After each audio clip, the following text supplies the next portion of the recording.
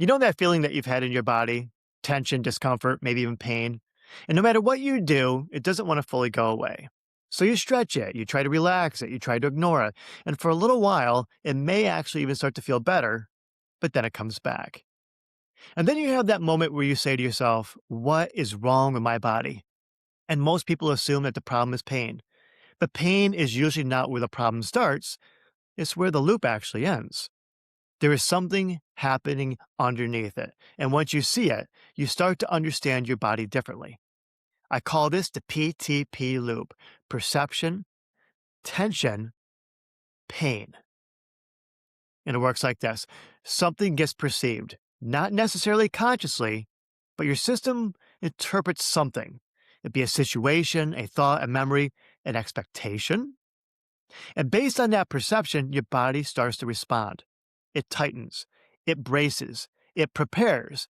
And that tension, that's not random, that's protective. Your system is trying to help you. But when that tension doesn't get released, when it stays active, it actually starts to turn into pain.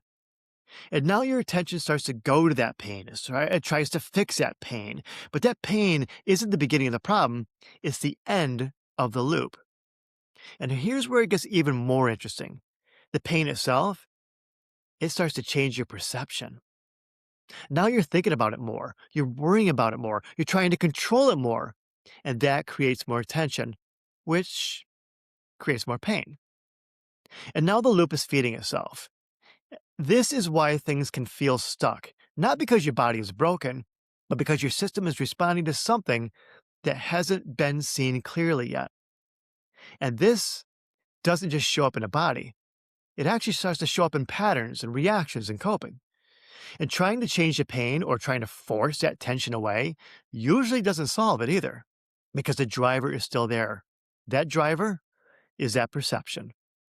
And once you start to see that, once you start to notice what your system is responding to, everything begins to shift. You stop chasing that pain. You stop fighting that tension. You start understanding what's actually creating it.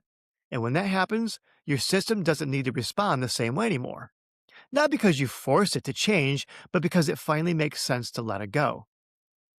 Start noticing what your system is responding to, and that's where everything starts to change.